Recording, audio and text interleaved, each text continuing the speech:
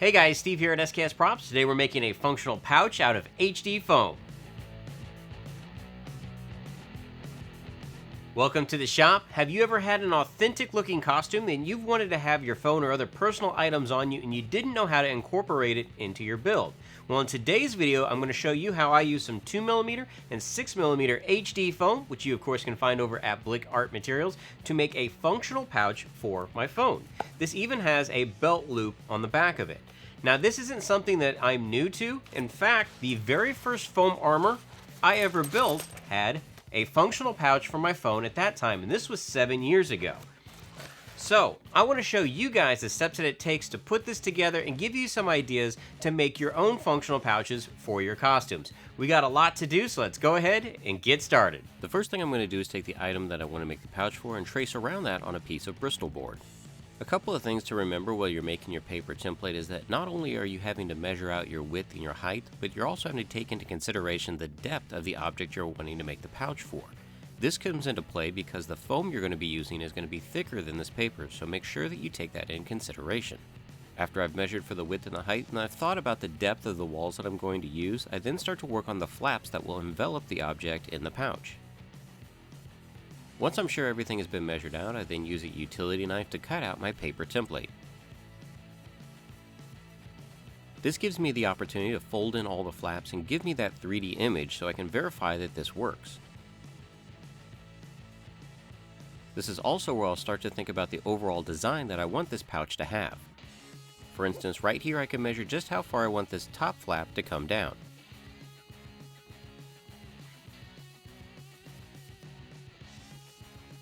I take the object that the pouch was designed for just to make sure that everything fits, and then I trace this template onto my 6mm HD foam. Notice I fold back each line of the template and also trace that onto the foam. These lines are where the foam will eventually crease to give it that rounded look. Once I have it all traced on, I cut out my base pattern using a utility knife. I went over all my lines with a pen just so they would show up really well for the camera. Here's where I'm going to use a small rotary tool drum on my Dremel to carve out these lines. Because of the way that the drum spins, you want to start off at one end and pull to the right. These small grooves are going to be what allows the foam to fold in on itself.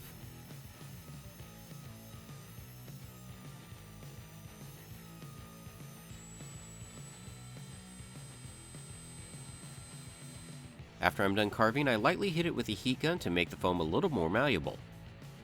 Now you'll notice there's a gap between the two front flaps. That is by design. The top flap will have a magnet inserted into it and will fold over into a piece that we attach.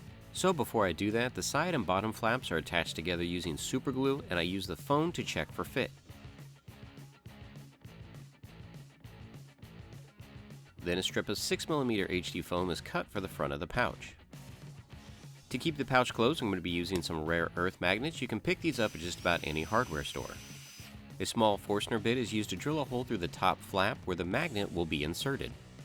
The front strip is then put into place and marked with a pencil where the other magnet will go. Now for this piece, the Forstner bit is used again, but I'm not drilling all the way through the foam. The depression is just deep enough for the magnet to be inserted. Now the thing to check here is that the foam is thin enough for it to still have a magnetic connection. Once I'm set with that, I glue the front strip on and I test that the top flap will magnetically adhere to the front strip. The excess foam from the strip will wrap around. This will be part of the belt loop on the back. Another 6mm foam strip is cut for the front. This is aesthetic. It will cover the magnet but also be part of that belt loop on the back. Now when you're gluing this down, you want to make sure that the flap is closed so the foam has enough material to wrap around the top. And because this is a stress point, I'm using a combination of contact cement and super glue. I'm still checking that the pouch closes properly before I move on to the belt loop on the back. Here I'm just taking the foam, pulling it away from the back a little bit, and then putting these pieces together using contact cement. Once it's all together, I insert the foam just to make sure that everything's working the way it should. Now I can start moving on to some of the details, and for this step I'm going to be cutting 3 strips of 2mm HD foam. I'm going to twist tie these strips together to make a simple braid that's going to be a really nice detail for the front of this pouch. This isn't super elaborate, but you can tell this 2mm HD foam works great for braiding.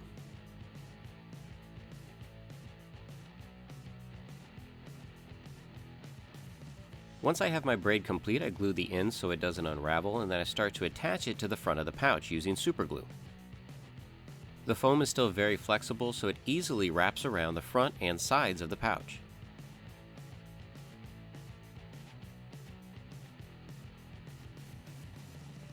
To make it easier to pull the phone out, I'm going to cut a small notch into the front of the pouch. This is rough cut with scissors, but then cleaned up using my Dremel rotary tool. This will make the phone easier to grab, and once I have that, I shave off the rest of the foam where the pouch curves. I'm going to add an additional 2mm strip to the front of this. This is purely aesthetic. It doesn't have anything to do with the overall design structure. It's really all about adding layers, and in this case I'm going to add some more 2mm HD foam strips to make it look like they're stitched throughout the pouch. I start off by drilling a couple pilot holes through the 6mm foam. This will give me an anchor point to push 2mm foam strips through these holes. Super glue is added to one end and then pressed into the hole, and then more adhesive is added, wrapped around the front, and then pressed through the other side. This really gives the impression of additional fake leather being threaded through this pouch.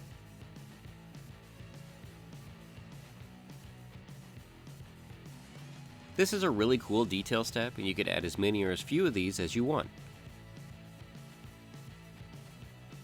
Last fabrication step, I cut off the sharp end of a furniture tack and glue that into place. Now for this pouch, I didn't do any additional sealing method. I just sprayed some Krylon Rust Red primer directly to the surface. This will give it more of a matte appearance, which will be great for the faux leather look that we're trying to go for. Utrecht brand Mars Black is heavily thinned down with water and then brushed over the entire surface. After that, a damp paper towel is used to mop up a lot of the paint, and then a hairdryer is used to lock it all into place. Additional Mars Black is then painted to all of the deepest crevices. This is going to give it a shaded look. I then use a watered down filbert brush to feather this black out.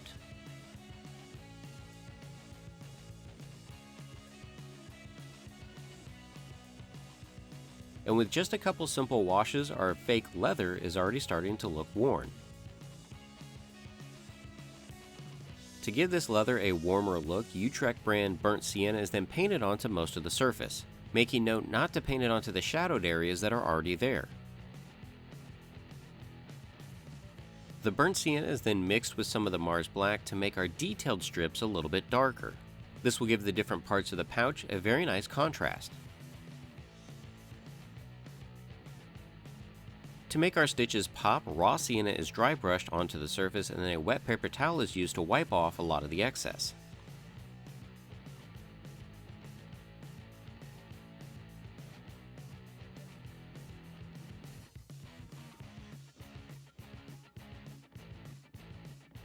This same dry brush technique is also applied to the braids that wrap around the front and the sides.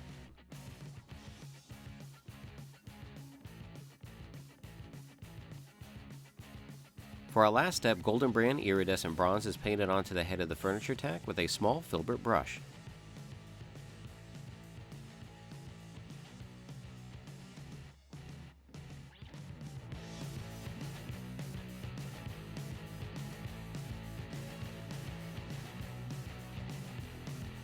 So you can see some of the basic steps it takes to put together your own HD foam custom pouch to hold your personal items but still have it look authentic for your costume. Now hopefully you guys are learning stuff from these videos, and if you're enjoying them, be sure to give them a thumbs up and share them with your friends and family. And remember, if you're building any of my builds or using HD foam, be sure to tag SKS Props and Blick on Twitter and Instagram because we love seeing your progress. Until next time, thanks for stopping by.